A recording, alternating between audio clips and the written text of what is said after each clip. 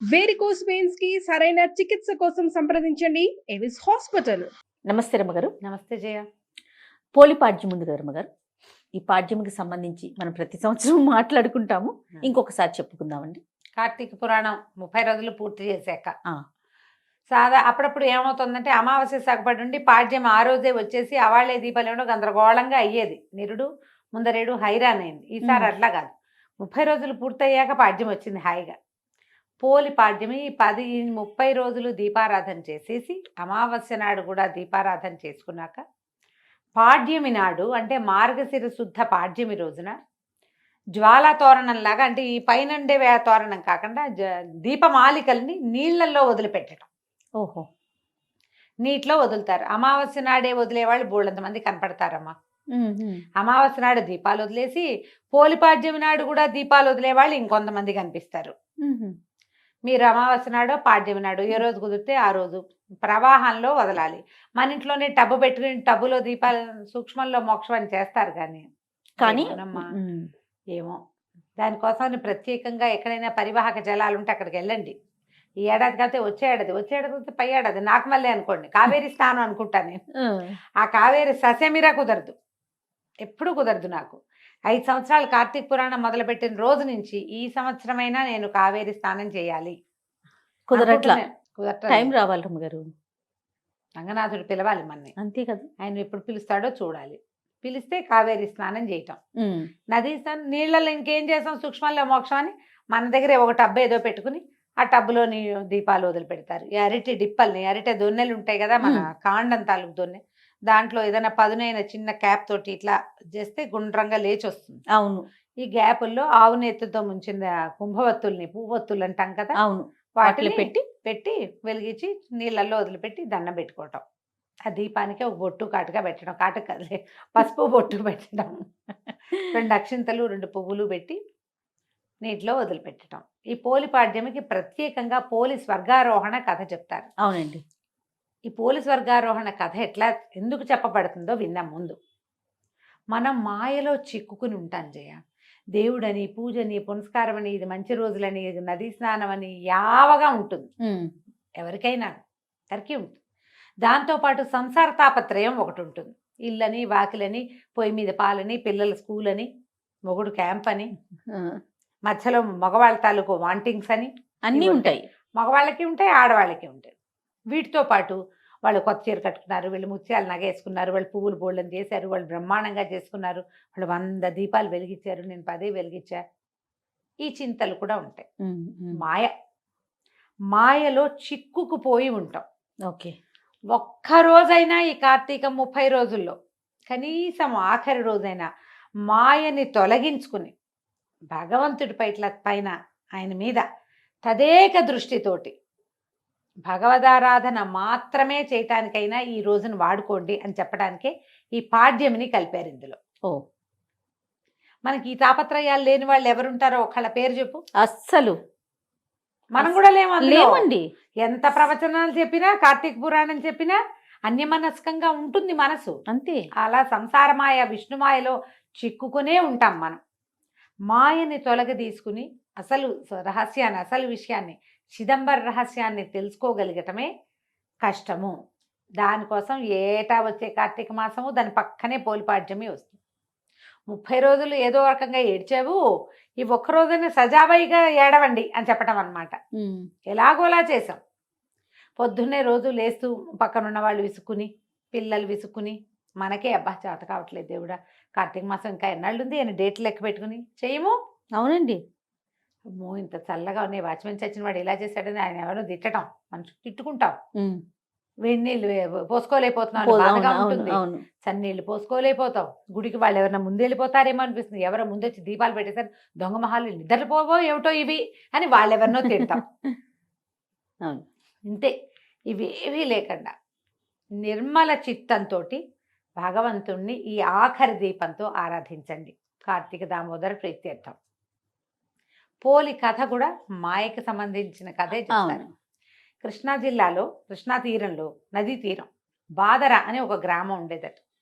ఈ బాదర గ్రామంలో పోతడు అనే ఒక చాకలి ఆయన గురించి చెప్తారు. ఆయనకి మాలి అనే ఒక భార్య, 4 కుమారులు ఉన్నారు. పోతాడు మంచివాడు, ఊరి వాళ్ళ బట్టలు అందరి మురికి పోగొట్టేవాడు, కానీ తన ఇంట్లో పేరుకుంటున్న మురికిని పోగొట్టలేకపోయాడు. తన భార్య మహాగయ్యాళి ఆ మాలి. ఈవిడ 4 కుమారులకి వివాహాలు చేశారు సరైన సమయంలోనే. పిల్లలు కాస్త యుక్త వయసుకు లేక పెళ్ళిళ్ళు చేస్తే మొదటి 3 కోడళ్ళు గయ్యాళి వాళ్ళే అత్తగారిలాగా ఒకళ్ళ మీద ఒకళ్ళకి చెప్పుకుంటూ ఉండటము, డివైడ్ అండ్ రూల్ చేయటము, నువ్వెంతని నేనెంతని మాట్లాడుకోవటాలు ఇవన్నీ ఉన్నాయి.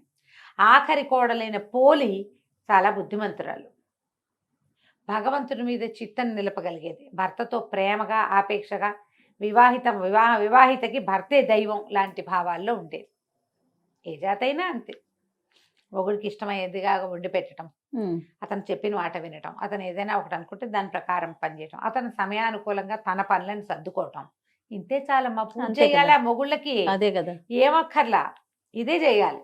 అనుకూల దాంపత్యం అంటే ఇదే. వీళ్ళు బాగా చూస్తున్నారు, అవతల వాళ్ళు కూడా బాగా ఉంటారు. అయినా ఉండని దౌర్భాగ్యులు కొంతమంది ఉంటాయి, కొన్ని జాతులు, దానికి మనం ఏం చేయలేం. కానీ మనం బాగా ఉంటే అవతల వాళ్ళు బాగా ఉండటం మనకు తెలుసు కదా, సహజంగా చూస్తాం మనం. అయితే ఏమైంది, ఈ పై 3 కోడళ్ళు అత్తగారు ఏకమయ్యి ఈ పోలిని నానా హింస పెట్టేవారు. అంటే ఉందని, అనకపోతే అనలేదని, నుంచుంటే నుంచుందని, నుంచోకపోతే నుంచోలేదని, ఇట్లా ఎంతసేపు ఏదో ఒక తగాదా పెట్టేవాళ్ళు, ఎక్కిరిచ్చేవారు, హేళన చేసేవాళ్ళు. దీనికి పూజ, దీనికి భక్తి అని ఎక్కిరిచ్చేవాళ్ళు. ఆ మొగుడు రాగానే వాడితో బాగుండేందుకు అవకాశం ఇవ్వకుండా, మీ ఆవిడ ఏం చేస్తుందో తెలుసా, పొద్దున్న నుంచి ఒకే పని చేస్తోందంటే ఏమే అని వాడు చెంపకాయ కొట్టేవాడు, కొట్టించేవాళ్ళు. అయినా అమ్మాయి భర్తతో బాగానే ఉండేది. నలుగురు అలాంటి వాళ్ళే, తల్లి అంతే, 3 తోడుకోడళ్ళు అంతే. కొంతకాలానికి కార్తీక మాసం వచ్చింది. వీళ్ళందరూ ఏం చేసేవాళ్ళు, అత్తా కోడళ్ళు కార్తీక మాసం నదీ తీరానికి వెళ్ళి స్నానం చేసి దీపాలు పెట్టుకునేవాళ్ళు. ఆ పిల్లకి, ఆఖరి పిల్లకి అన్ని ఇంటి పనులన్నీ అప్పచెప్పేవాళ్ళు. పాలు తీయటం, పాలు కాగబెట్టడం, పొద్దున్నే దాలి వెలిగించడం, అవన్నీ పనులు కదా ఇళ్ళలో.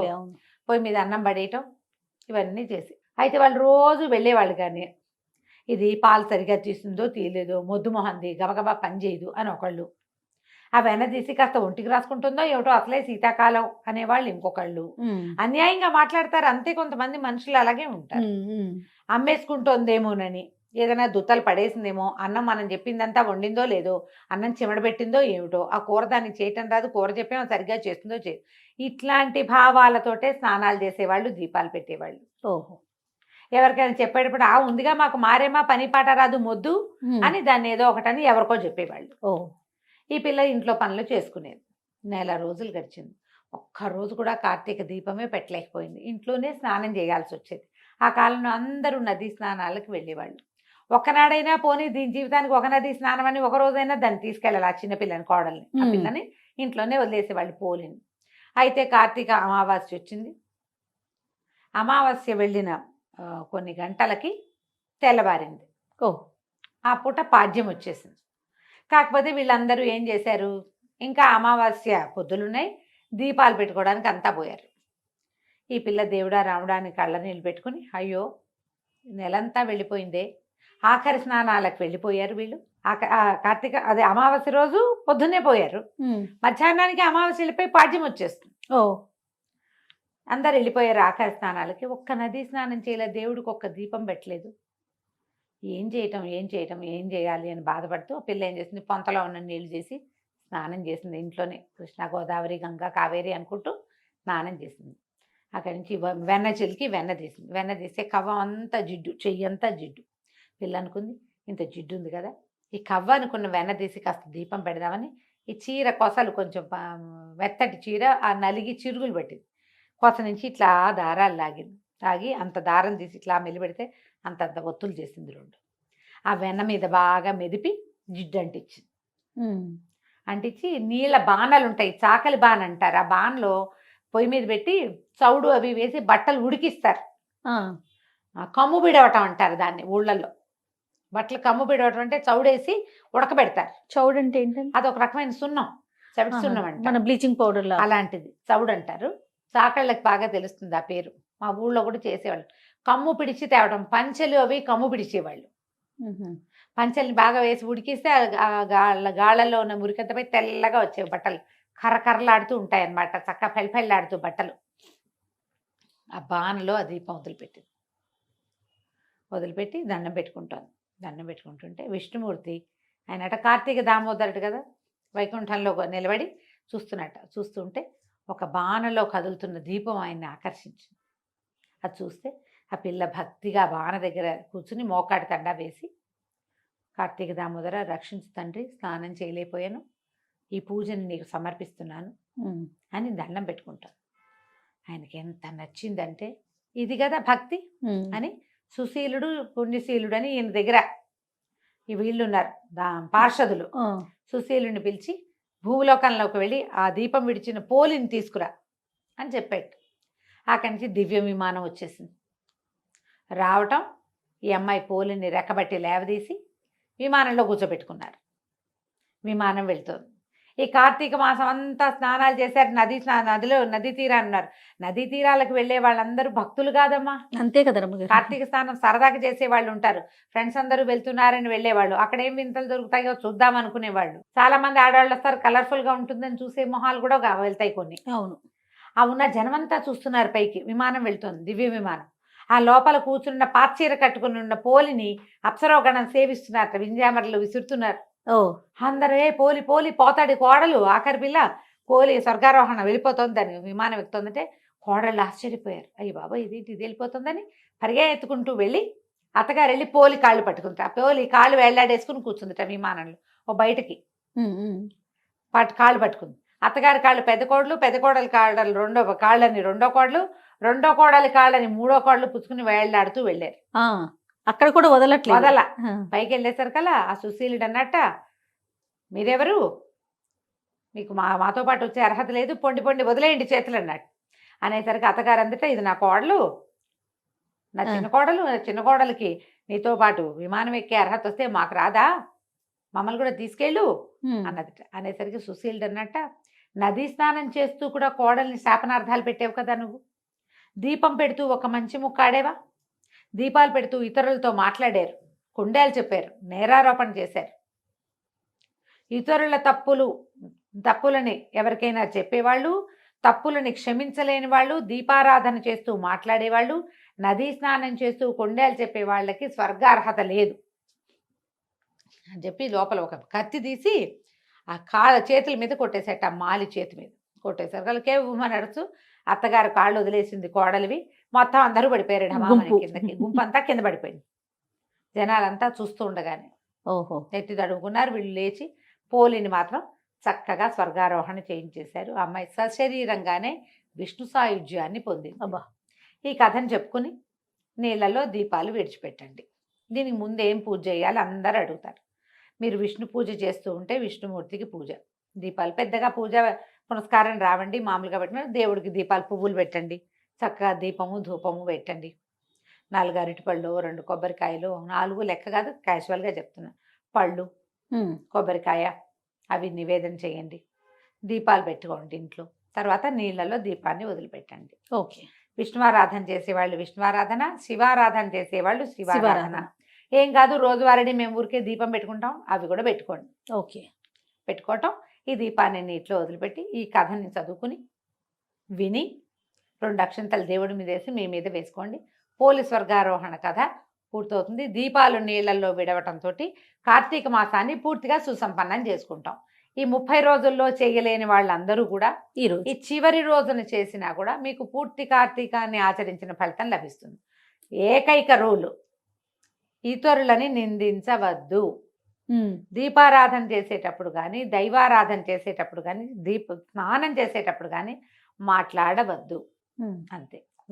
నమస్కారం చేసుకోండి, అయిపోతుంది. ఏదైనా ఇబ్బంది కనుక అలా అనిపిస్తే రమ్మగారు, పీరియడ్స్ వస్తే వచ్చే సంవత్సరం చేసుకుందరు కానమ్మా, ఏం కొంప మునక లేదు. పీరియడ్లో ఉన్నా చెయ్యండి, ఇలాంటివి నేను చెప్పను. నమస్తే రమ్మగారు. నమస్తే జయ.